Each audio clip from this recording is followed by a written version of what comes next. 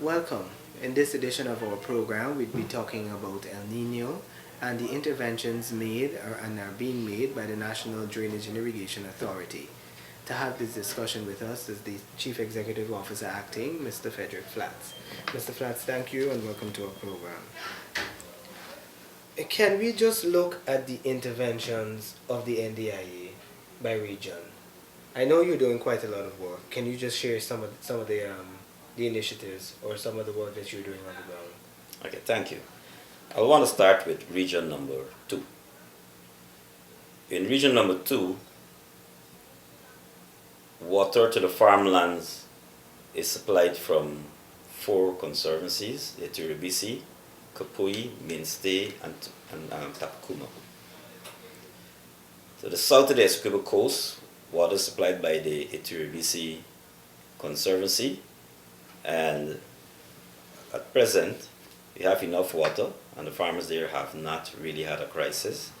I'm talking there about the area between Good Hope and Queenstown.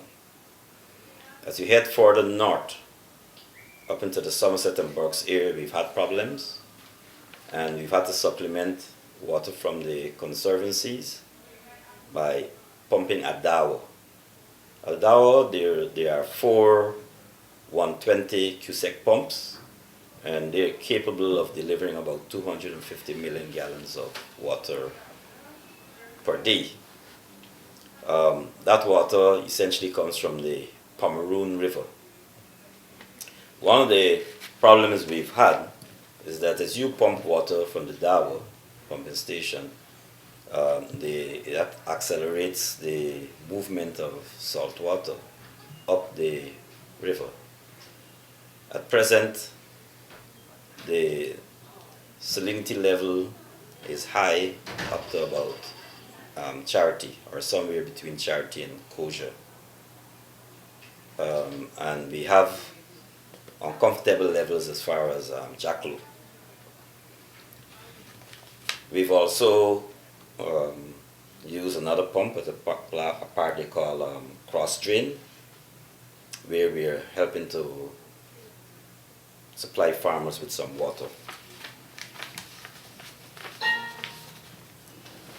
In another area there at Perth, there was one farmer who unfortunately pumped water from the drainage channel, and he ended up pumping salt water. I think he might have destroyed his crop. But we've gone into that area and we've pumped out the salt water so that the fresh water could come down to the front. On the Essequibo Coast, one of the problems we've had, and we've had it elsewhere too, is that many times the farmers who are right to the front are not able to get an adequate supply of water because there's generally not enough, and the water would have to pass the farmers at the back to get to the front, and the farmers at the back have been pumping out the water, particularly night time when other farmers are not seeing. So we've had some of that. In region number 3, we've had some problems, but I would say that so far we've been able to overcome many of those problems. The region number 3, the coastland, is supplied with water from the Burisiri Conservancy. Let me give you an example of what's happening there. In the Burisiri Conservancy, the current water level is 57.00 foot GD, and the full supply level for that conservancy is 61.3 foot GD. The dead storage level for the Burisiri is 55.00. It means that we are right now just about 2 feet above the dead storage level. The dead storage level is the level below which, if you wish to get water out of the conservancy, generally you have to pump. So we just have about 2 feet of water, through that conservancy that we still able to use. We are supplementing the water from the Burisiri with 2 pumps at um, Waramia. Waramia is where you have the junction of the Conservancy and the Bonasika River. And those two pumps have a capacity of 120 cusecs. So that is keeping the water in the Conservancy replenished. In that area, we have some areas that have been affected. Again, some of the areas affected are the downstream area. For example, in Rotterdam, Haarlem, around that area, we've had some problems. But I believe within the last week, most of those problems were solved because the farmers were able to organize themselves with the help of Water Users Association and just stop the pumping at the back so that the farmers at the front can get some of the water. If you have that sort of intervention, then there will be enough water to go around. But what tends to happen is that the farmers at the back, they would tend to pump much water because they tend not to be certain what will happen next. So sometimes I believe they take even more than they need. In region number 4, water is supplied from the East Demerara Water Conservancy, and that conservancy level is particularly low. The full supply level for that conservancy is 57.5 foot GD. The dead storage level is 53.5 foot GD, and at present the water is 52.80, which means that the water is below the dead storage level.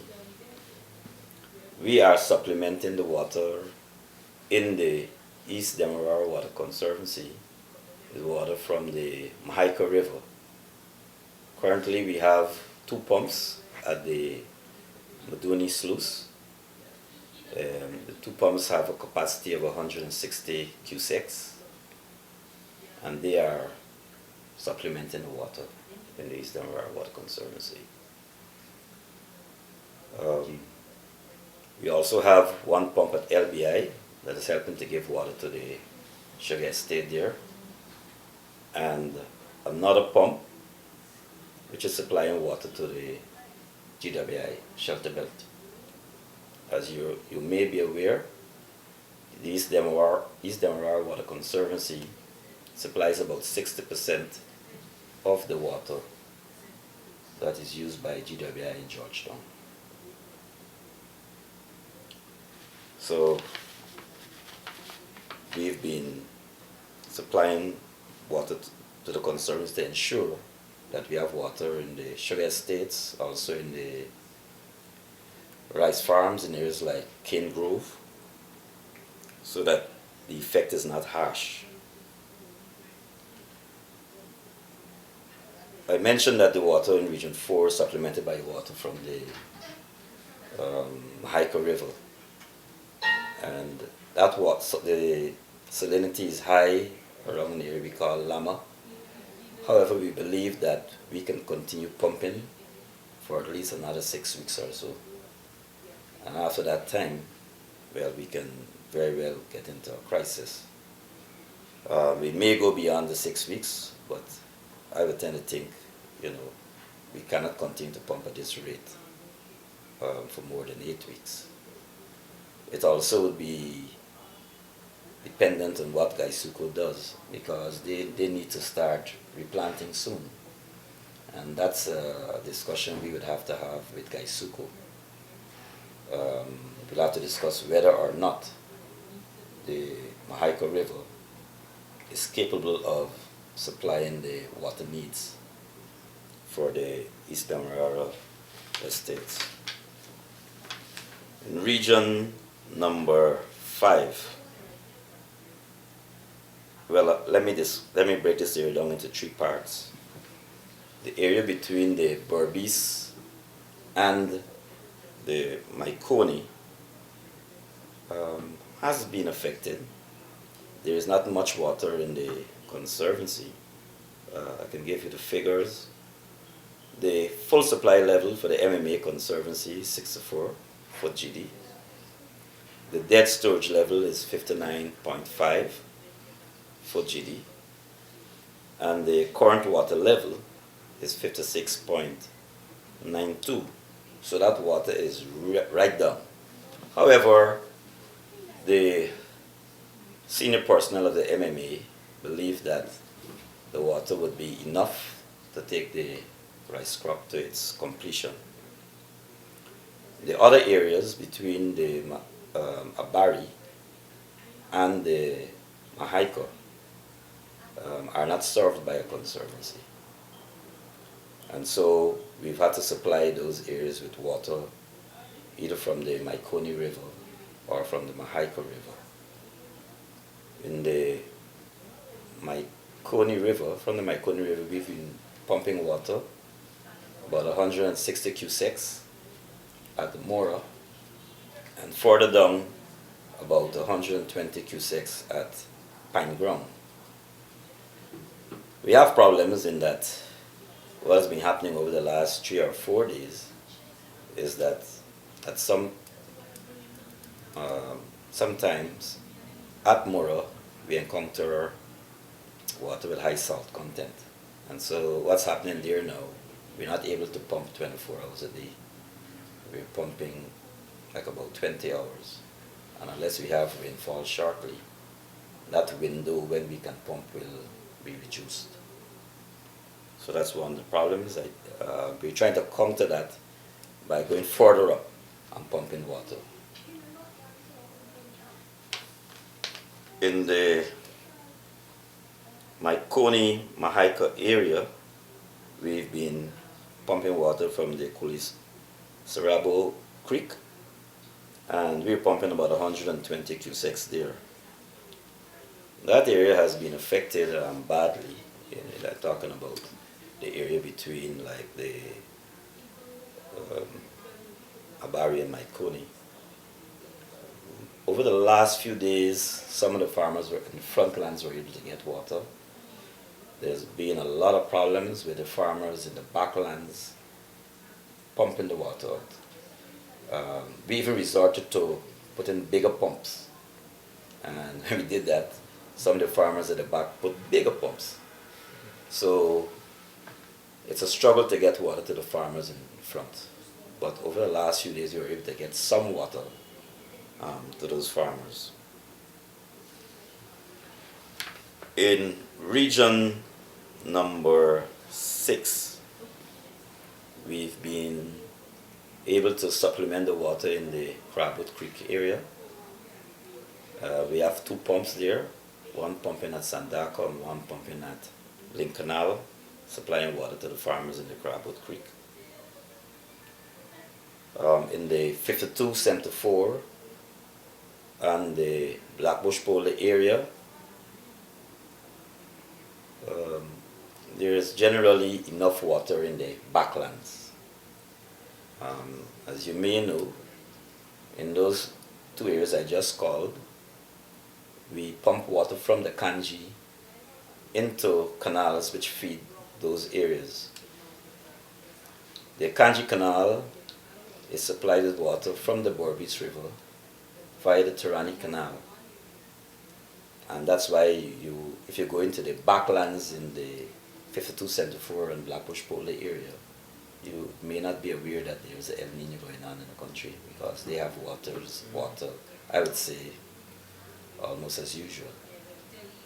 However, as you get to the frontlands, there are some problems where farmers have not been able to get enough water. And the main reason for that is just as what I've already mentioned.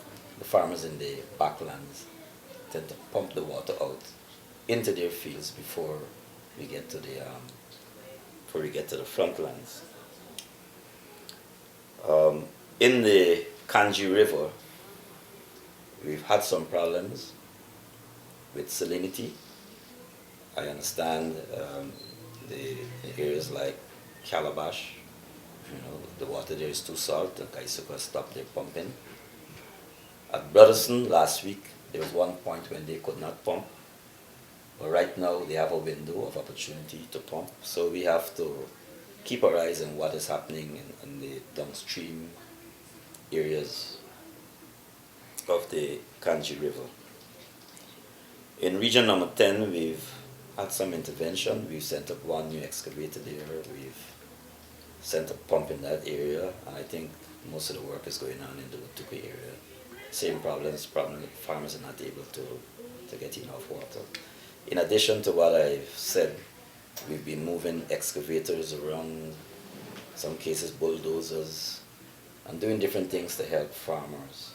Having said that, there are still some farmlands which have been adversely affected, and it's even possible that some farmers may lose their crop, or may the yield would be affected. But we've been trying at the NDIA level to do our best so that the lands can still yield, to a maximum as much as possible. I'm sure you are doing some collaborative work with the various regional administration and their drainage and irrigation department. How supportive have they been, or vice versa, to bringing interventions to affected farmers in this scenario? Well, all the regions have been helpful. Regions 2 straight through to 6, region 10, they have been collaborating with our engineers.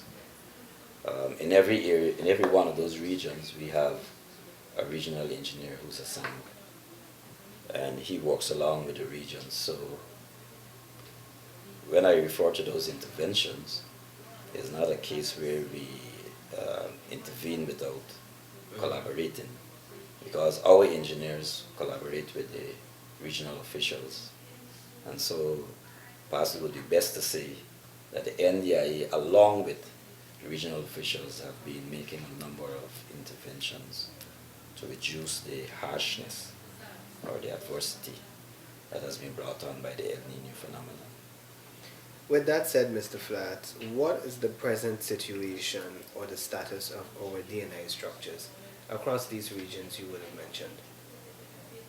Well, generally, our structures are in fairly good order. I can't say every structure is okay, but I would say nearly all our structures are working okay. We have some cases where we have to go in and do some repairs. Some structures, we're going to be building some new structures this year. As you know, we're about to go into the budget period. And we have a lot of interventions that will be made. And these would have nothing really to do with the El Nino phenomenon, but they would just have to do with improving the drainage and irrigation throughout the country. What about generally the equipment used by NDIA and at the regional level to support this?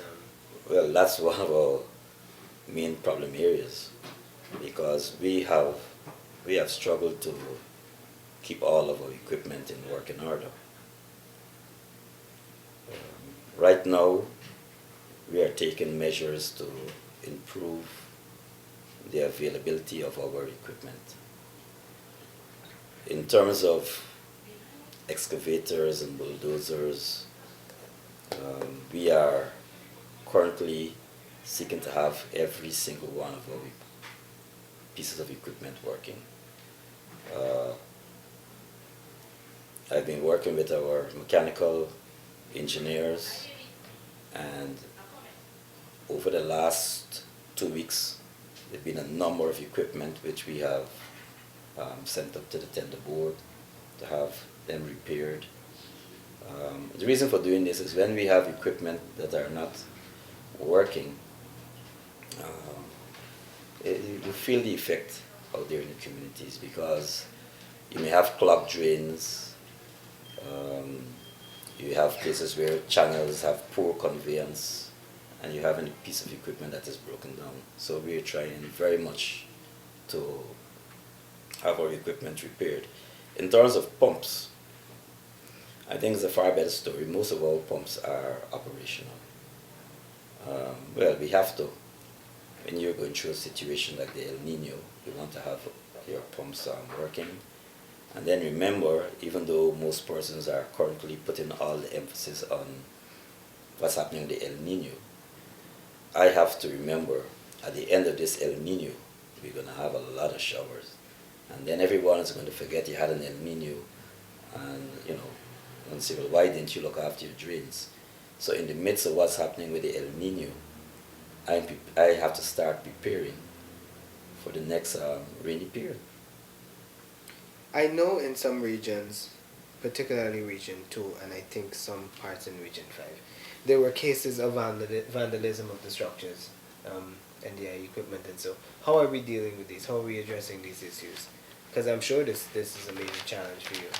Well, like in Region 2, here we've had pumps that were vandalized. Well, we called in the police, and the police, I believe, are still investigating. But from our level, we've been repaired. These machines have been vandalized, and we have been repairing them because it's the only thing we can do. We have to get them to the point where they're working, even though they were vandalized. That's not an excuse for us. We still have to sort them out. In terms of monitoring to ensure this doesn't happen again or continue, do we have people on the ground looking at this? Well, the main thing is that we need to have security. And if a pump is not operating, then we have to ensure that you have security.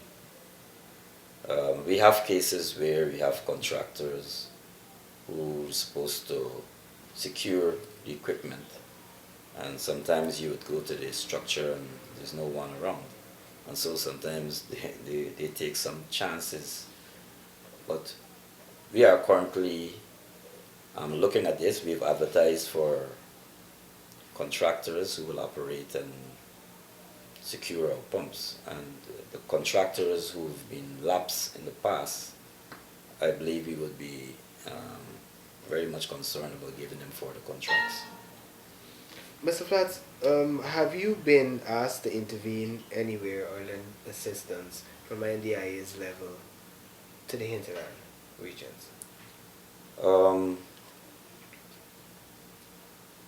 I would say yes, but more in terms of long term.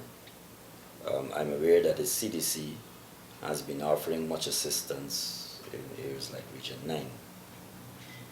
But for us in the NDIA, there's no direct input that we have made. However, we are currently preparing to go into that area, particularly in North Rupununi, and do some rainwater harvesting. The problems we have in the Rupununi is that you would have like 5 months of rainfall, and that would be followed by 7 months with hardly any rain, which is different from the coastline. The issue is how can you harvest that rainwater so that when the dry spell starts, you can have water at that period and throughout the dry season. So the Ministry of Agriculture, through the NDIA, has been looking at that, and there's money in the budget for this year, or money has been proposed in the budget for this year to start doing that. I think there's one farmer or company that has started that in the North Rupununi at a place they call JR Ranch, and we want to go in and do the same. We want to replicate what is there, and as a matter of fact, improve on it. At a wide scale. Yes. We believe that if we can do that, then we'll change the entire Rupununi. Because what is happening at present is that when someone wants to plant in the Rupununi, that person tends to ask for land adjacent to a river or a creek. But with what we are proposing, we believe you'll be able to plant the crops any part of the Rupununi and still have water. Of course, we're not going to just go there and carry it across just like that. There are a number of engineering tests that we would have to do. But that's where we're going at present.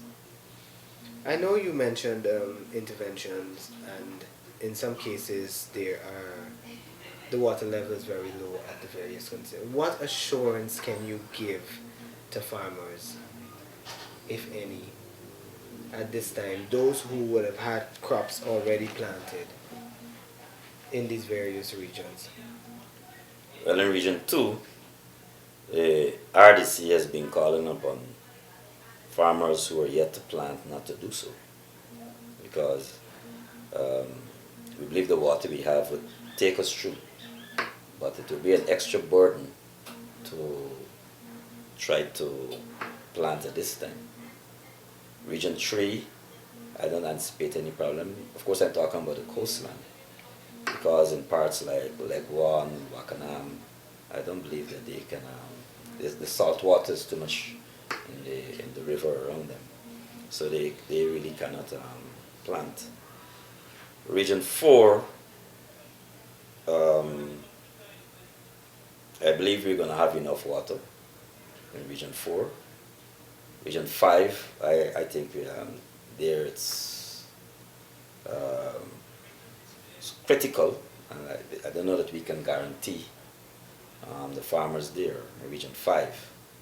In Region 6, it all depends on what's happening in the Kanji River. Before the farmers in 5274 and Blackbush Pool are going to be affected, Gaisuko would be affected at Brotherson. So in terms of the current crop, I believe it's going to be okay in Region 6. Although there are some farmers in areas like number 19, they've been badly affected. They're getting no water. But apart from those farmers, and I believe the farmers also in the East Bank Borbis have also been affected. They will normally get water from the Potoko swamp, and that swamp I believe is dried up. But in some areas you'll get water to take you through the crop, in others it will be a crisis. And I take it that the NDIA and all the other stakeholders and agencies continue to monitor the situation. Yes, we have a weekly meeting which is chaired by the CDC, involving NDIA, the Regional Democratic Councils of the various regions, GWI, and other agencies. And every week we monitor what is happening, and we are coming up with various ways to respond to various issues. So it's a dynamic situation where we continue to look for interventions. Like right now, I'm thinking about what to do to push the salt water back in the Kanji. Should we pump more water from the Turani? Should we get more water from the Turani into the Kanji? And it's only last night I had a long discussion with Kaisuke engineers on that matter. So there are a number of things that we're doing. There are a number of interventions we still believe we have to make. In Region 2, we're trying to get other sources of water, because sometimes in the back dams you have a lot of water in areas that you don't normally depend upon, swamps. And if you can dig channels from those swamps to your main canal, you can get water. So those are some interventions that we are still looking at. Thank you very much, sir. Thank you. You're welcome.